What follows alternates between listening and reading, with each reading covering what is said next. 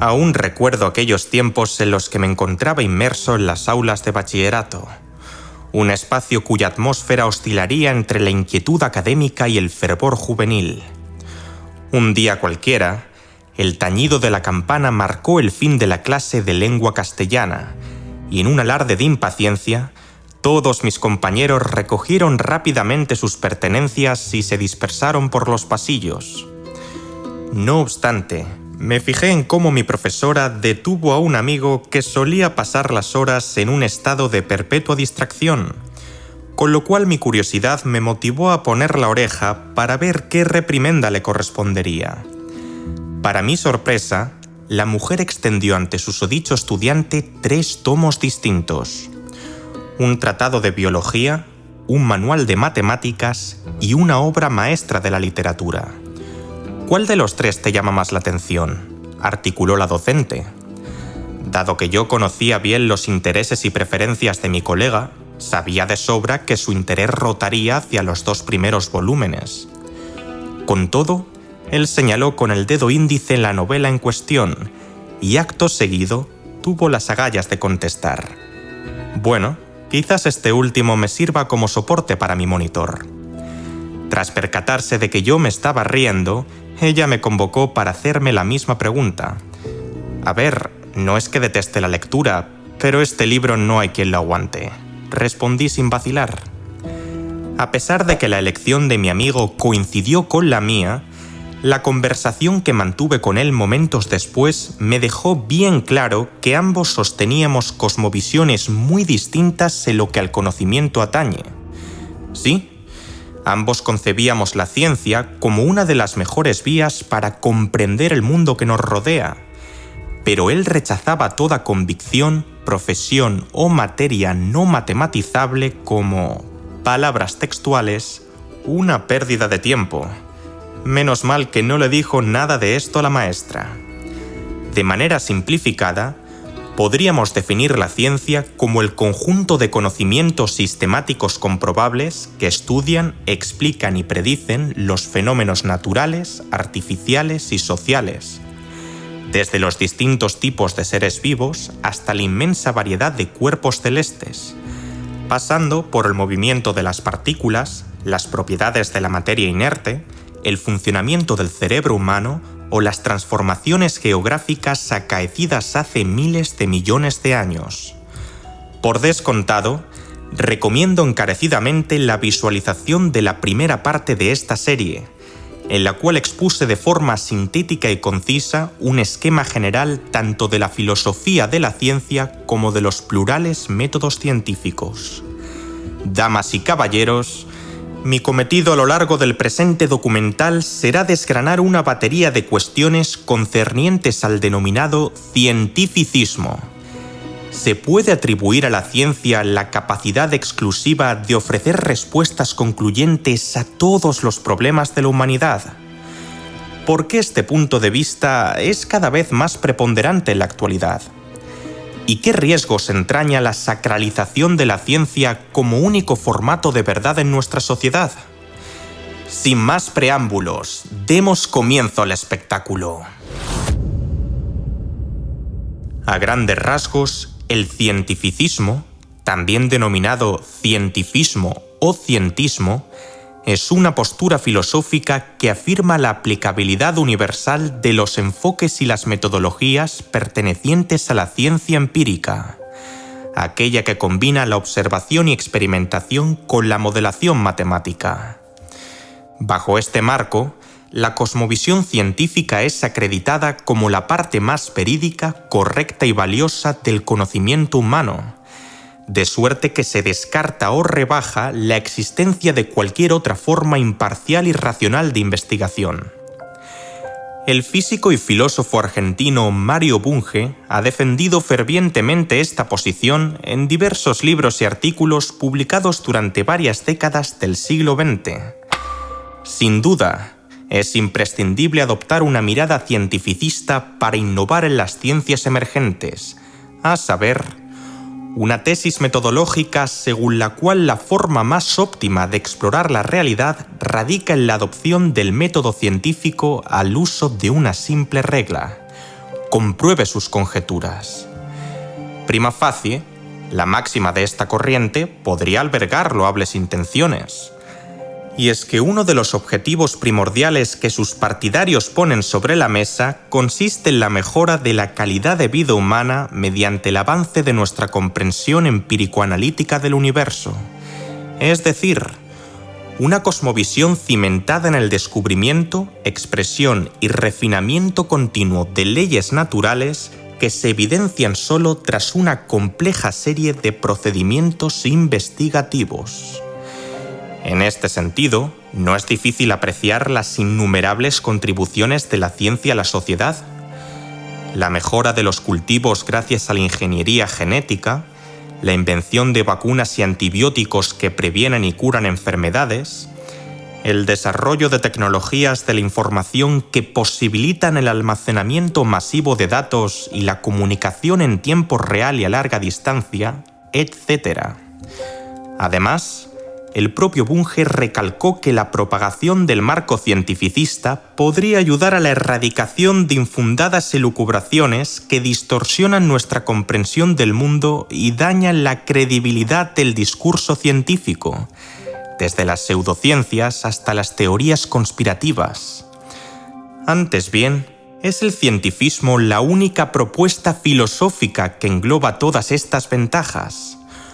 ¿Cuáles son sus exigencias específicas a la hora de aceptar y rechazar conocimiento?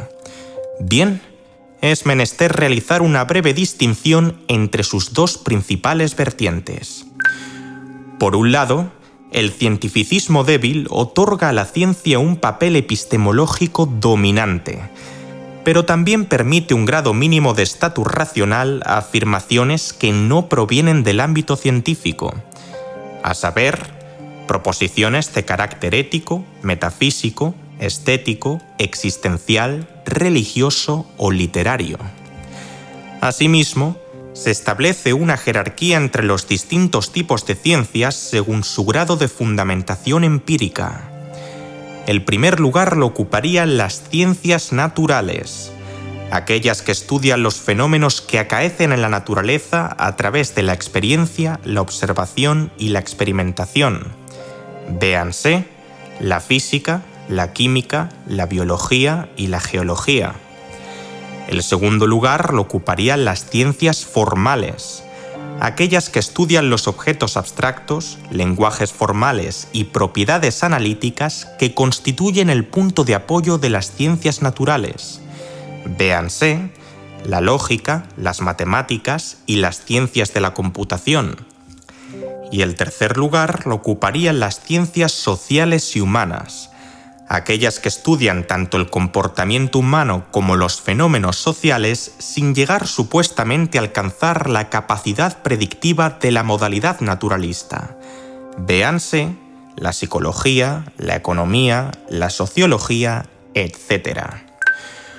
Por otro lado, el cientificismo fuerte postula que la única vía para acceder al conocimiento fidedigno, objetivo y real reside en leyes, modelos y teorías científicas rigurosamente probadas, o por lo menos tomadas por válidas dentro de un paradigma específico.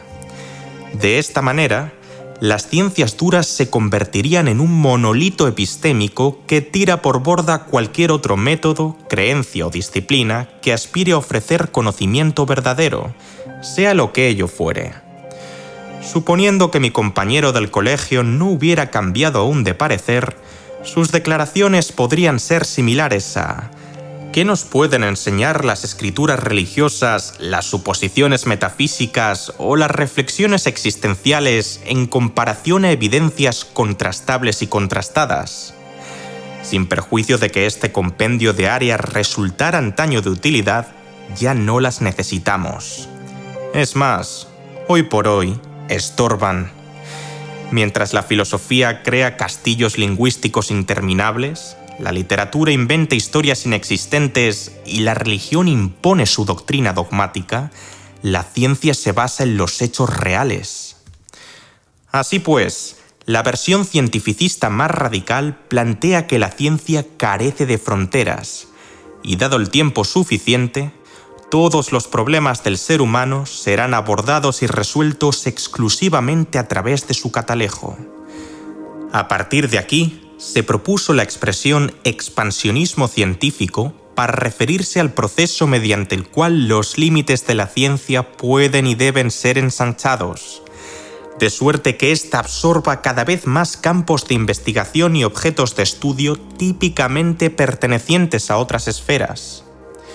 En un artículo publicado en 1911, el biólogo Félix Ledantec expuso su inquebrantable mentalidad científica. Yo confío en el porvenir de la ciencia, pues estoy persuadido de que solamente ella resolverá todas las cuestiones dotadas de sentido. Yo anticipo que sus exploraciones alcanzarán incluso los recovecos más intrincados de nuestra vida emocional, y en adición, que será capaz de desentrañar el origen y la estructura del misticismo hereditario anticientífico que, de manera paradójica, coexiste en mí con la versión más absoluta del cientismo.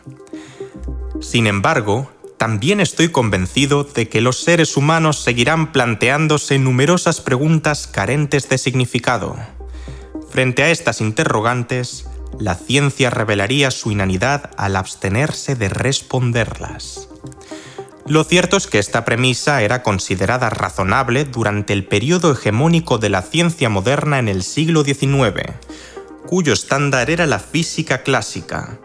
En boca del filósofo Ernst Friedrich Schumacher, los arquitectos de la cosmovisión moderna, especialmente Galileo y Descartes, asumieron que aquellas cosas que podían ser observadas y medidas eran más verdaderas que aquellas que no eran susceptibles de cuantificación alguna.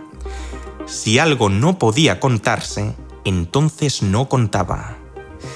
De ahí que el término cientificismo apunte directamente a las manifestaciones más extremas del verificacionismo, una tesis filosófica que aboga por la verificabilidad empírico-analítica como criterio de validez para el conocimiento científico, esto es, aquella que sostiene que la importancia de una proposición reside en su capacidad para ser probada o refutada por medio de la formulación de hipótesis, la observación experimental y el análisis lógico. Ante un objetivo concreto, tal como incrementar la tasa de alfabetización, reducir la tasa de paro o disminuir la mortalidad infantil, el cientificista fuerte presupone que el arsenal de métodos científicos permitirá tarde o temprano identificar la estrategia más eficaz para consumarlo. De este modo, cualquier desacuerdo humano se explicaría por meros errores en la metodología empleada, a menos que intervinieran intereses particulares o primaran intenciones maliciosas. Esta óptica guarda bastantes similitudes con la del filósofo alemán Gottfried Leibniz, quien tenía la esperanza de que las divergencias metafísicas y morales entre las personas se pudieran resolver en el futuro mediante la medición precisa y el cálculo riguroso, siempre y cuando se encontrase el modelo adecuado para tal fin. Algunas de las hipótesis planteadas anticipan que la ética se convertirá en una rama conjunta entre la psicología y la neurociencia, o que la economía alcanzará un grado de precisión en sus pronósticos similar al de la física. Un tanto atrevido, ¿verdad? A la postre, la política terminaría por ceder su lugar a la gestión de los problemas sociales bajo un régimen tecnócrata en el que ciencia y técnica desempeñen en tándem el rol arbitral. Quizás una de las representaciones literarias más notorias de este escenario se encuentre en Un mundo feliz, obra de Aldous Huxley cuyos fundamentos ya he analizado con miramiento en un documental aparte. En resumen, el partidario del cientificismo duro persiste en el supuesto de que existe o existirá para cada problema una solución objetiva que habría de imponerse sin que la subjetividad y la voluntad de un individuo o colectivo se inmiscuyan en el debate. Sin embargo, filósofos de la talla de Karl Popper, Hilary Putnam y Svetan Todorov han realzado numerosas problemáticas de esta línea de pensamiento, siendo las dos más sustanciales el dogmatismo de la enseñanza científica y el reduccionismo epistemológico. Sin más dilación, vamos con cada una de ellas. En su obra El hipnotismo en la literatura, el escritor francés Anatole France anticipó que, cito textualmente, «Si un día la ciencia reina sola, los hombres crédulos tendrán tan solo credulidades científicas». Esto no supondría la desaparición de la fe, sino una fe en la ciencia. Para ilustrar este punto, elijamos una afirmación perfectamente demostrable y basada en el pensamiento científico más riguroso. La Tierra gira alrededor del Sol. Ahora me gustaría preguntar a la audiencia lo siguiente. ¿Por qué dan ustedes por cierto dicho enunciado? Probablemente muchos contesten lo más evidente. Bueno, pues porque la forma del planeta al ser fotografiado desde el espacio es esférica, es posible circunnavegar el mundo y la comunidad científica acepta la presente tesis. No obstante, el pensador español José Ortega y Gasset esclareció en su obra Ideas y creencias la capital diferencia entre estas dos palabras para hacer justicia a la complejidad de este dilema. Claro, ¿creen desde un sentido íntegro que la trayectoria de nuestro astro rodea la gran estrella del sistema solar? ¿O más bien idean tal juicio de hechos con base en otras convicciones más profundas? ¿Se han molestado en contrastar por sí mismos la información o sostienen la vaga idea de que la Tierra gira alrededor del Sol porque, abro comillas, lo dice la ciencia? Acorde al autor, aquello con lo que nos topamos generalmente al aceptar esta verdad es la creencia en la razón del hombre y con ello en el conocimiento científico en sí. Leo uno de sus pasajes más reveladores. Téngase la serenidad de reparar que una cosa es fe en la inteligencia del ser humano y otra muy distinta, creer en las ideas determinadas que esa inteligencia fragua. La cuestión no es tanto el qué, sino el sí y cómo se cree el qué. Bien, ¿a dónde nos lleva todo esto? En su ensayo de 1971 titulado La Nueva Iglesia Universal, el matemático Alexander Grothendieck delineó el cientificismo como una ideología cuasi religiosa que promueve el reduccionismo epistémico, el autoritarismo científico, la tecnocracia política y la salvación tecnológica, a la par que desestima la validez epistemológica de experiencias fenomenológicas como el amor, la emoción, la belleza y la realización. La adherencia unidimensional del cientismo a lo que es exclusivamente medible o comprobable le confiere una cosmovisión estrictamente científica, del mismo modo que un fundamentalismo protestante que rechaza totalmente la ciencia puede considerarse como una cosmovisión estrictamente religiosa. Así pues, la hipótesis cientificista sostiene que la educación habilitaría una gestión racional de la sociedad al liberarnos por fin de ilusiones metafísicas y teológicas. Empero, esta búsqueda no podrá emprenderse realmente a menos que se haya establecido de antemano qué es aquello que se busca, es decir, qué objetivo político se fija como rumbo. En su libro titulado Contra el método, el filósofo austriaco Paul Feyerabend describió el proceso de la educación científica contemporánea como una forma leve de adoctrinamiento destinada a hacer que la historia de la ciencia sea más simple, perfecta, aburrida y accesible al tratamiento mediante reglas estrictas e inmutables. De ahí la famosa crítica de Ortega y Gasset a la figura del estudiante en La rebelión de las masas. Quienes se limitan única y exclusivamente a deglutir la ciencia en vez de adquirir un pensamiento científico, tenderán a eludir todo cuestionamiento tanto de su contenido como de sus limitaciones. Esta última frase merece un miramiento un poco más exhaustivo. Bien sabrá el oyente habitual de este canal que la ciencia no es comparable a un castillo de conocimiento inmaculado e inamovible.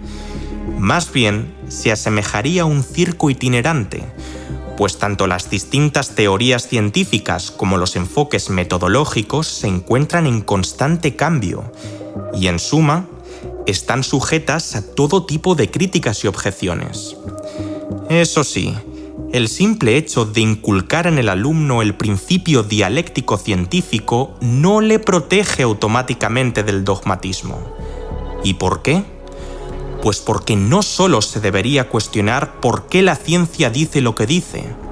Además, es menester reflexionar sobre lo que puede decir y lo que no puede decir.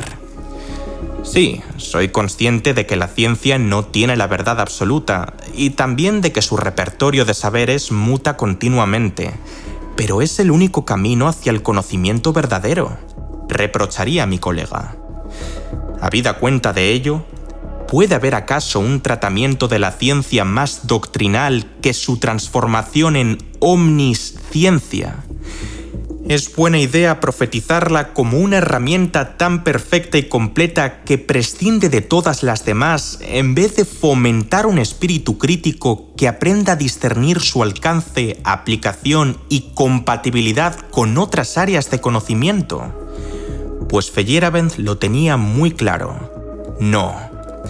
Él caracterizaba la ciencia como una empresa esencialmente anárquica, esto es, arguyó que aquella no merece un monopolio exclusivo en el trato del conocimiento y, en adición, señaló que los científicos nunca han operado dentro de una tradición claramente definida y estrecha.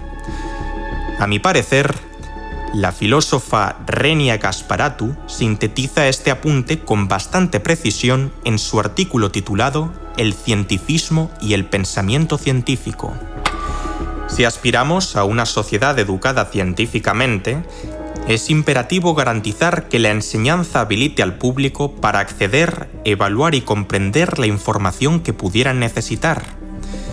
En lo que a esto respecta, los cursos científicos no deberían restringirse a transmitir sofísticamente bloques de conocimiento, sino que habrían de promover rasgos de personalidad y hábitos de pensamiento que pudieran contribuir a su entendimiento y creación.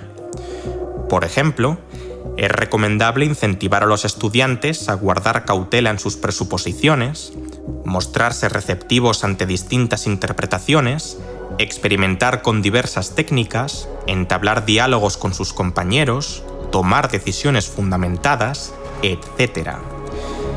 Cabe la posibilidad de que, en los años venideros, la política recaiga cada vez menos en la división tradicional entre derechas e izquierdas, transitando paulatinamente hacia partidarios del cientificismo de estirpe más tecnócrata y transhumanista que abogan por el progreso tecnológico a cualquier precio versus sus opositores. Dicho esto, estamos ante un escenario en el que la aceleración tecnológica puede llevarnos a una bifurcación ética y social. ¿Cómo podríamos balancear la confianza en la ciencia y la tecnología con la necesidad de cambios fundamentales en nuestros valores y estilos de vida? Afortunadamente, todas estas cuestiones ya están tratadas en profundidad en la colección de vídeos del transhumanismo y posthumanismo. A modo de recapitulación, el concepto de cientificismo se suele invocar para aludir a una aplicación desmesurada de la ciencia en diversas esferas de la vida y del conocimiento. Su variante más extrema resalta la convicción de que las metodologías, categorías y conceptos reconocidos en el ámbito científico constan como los únicos elementos necesarios y suficientes para abordar cualquier pregunta o problema. Ahora bien, ¿es esto cierto? Quizás llegue el día en el que las emociones humanas sean parametrizables, las enfermedades crónicas devengan obsoletas, la esperanza de vida sobrepase el umbral del siglo, los viajes interplanetarios se conviertan en excursiones rutinarias, la simulación de ecosistemas se efectúe con precisión milimétrica, la escasez de recursos naturales básicos se neutralice, las barreras lingüísticas se disuelvan mediante traducción a tiempo real, la justicia penal se fundamente en análisis conductuales infalibles y las formas de gobierno sean optimizadas mediante ciencia de datos. Sin embargo, hoy no es ese día. Si bien la predicción y especulación científica está a la orden del día, gran parte de los supuestos cientificistas son de carácter filosófico. Sin ir más lejos, el de que todas las facetas, tanto de la existencia humana como del universo, podrán ser comprendidas y controladas mediante la ciencia en última instancia. He ahí que el cientificismo sea una corriente no precisamente exenta de trabas lógicas. Por un lado, destacaría la paradoja resultante de la propia definición del término. Solo la ciencia puede ofrecer conocimiento fiable. Por su propia naturaleza, no es posible verificar ni falsar esta premisa por métodos científicos. Es más, el filósofo español Enric Fernández declaró que la ciencia ni siquiera puede demostrar por sí misma que es una fuente de conocimiento fiable, pues estaría cayendo en una falacia por petición de principio o argumentación circular. La ciencia es una forma de conocimiento fiable porque lo dice la ciencia, y hay que fiarse de lo que dice la ciencia porque es una forma de conocimiento fiable. De esta manera, el cientificismo falla en cumplir su propio criterio de validez, colocándose en una posición de autocontradicción insostenible. En la necesidad de recurrir a una perspectiva más allá de los métodos científicos para justificar su aplicación universal, el cientificista se ve enfrentado al problema de que la existencia misma de ese criterio extracientífico desmiente su afirmación básica, o sea, que fuera de la ciencia no hay posibilidad de adquirir conocimiento válido. En su lugar, las cuestiones relativas a la naturaleza del saber que proporciona y el tipo de verdad a la que se aspira se resuelven en el ámbito de la filosofía de la ciencia. ¿Qué significa fiabilidad, conocimiento o verdad? ¿Qué es una ley natural? ¿Cuál es su origen? ¿Y por qué el cosmos se pliega ante una ley específica en vez de otra? Con ello, nos hallamos frente a indagaciones de carácter filosófico que demandan respuestas filosóficas. Por otro lado, la coyuntura plantea otro dilema aún más problemático. Si se ampliara la definición de ciencia para incluir en ella ramas como la ontología, la epistemología o la metafísica, el cientificismo pasaría de ser contradictorio a adquirir la condición de trivialidad. En otras palabras, su significado se volvería tan inclusivo que abarcaría prácticamente cualquier materia para la que pudiera ofrecerse un argumento racional o filosófico, incluyendo a las humanidades y la teología natural. En resumidas cuentas, cuando el cientismo se somete a un escrutinio lógico riguroso, queda revelada su incapacidad para sustentar sus proposiciones, ya sea cayendo en una contradicción inherente o diluyendo su significado hasta llegar a un estado de irrelevancia. En nuestra vida cotidiana, creemos muchas cosas que la ciencia no puede demostrar, y no hay nada de malo en ello. Estas creencias podrían incluir asunciones metafísicas como la existencia de una realidad ajena a nosotros mismos, la posesión de capacidades cognitivas que pueden conocer dicha realidad o la autenticidad de la conciencia del resto de seres humanos. Lejos de ser acreditadas o desmentidas por métodos científicos, estos postulados se erigen como presupuestos filosóficos que la ciencia, en su aspiración de explorar y entender el universo, acepta tácitamente como verdaderos para fundamentar su praxis investigativa. En caso contrario, el científico ni siquiera podría operar en lo que le corresponde, esto es, hacer ciencia. De forma análoga, los imperativos morales y las conductas éticas, aquellos que delimitan lo aceptable de lo reprobable, se sitúan más allá del alcance del paisaje científico. Aún así, es evidente que esta limitación no nos exime de la facultad e incluso de la responsabilidad de elaborar y o emitir juicios morales.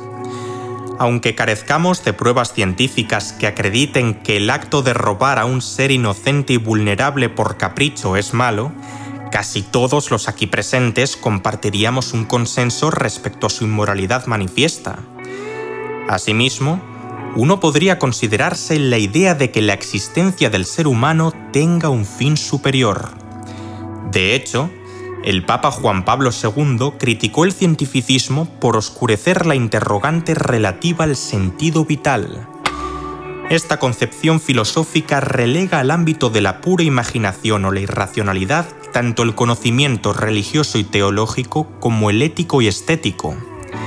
Según sus estándares, los principios y valores humanos quedan reducidos a simples productos fisiológicos de la afectividad, y la noción del ser es apartada para dar lugar a la mera factualidad.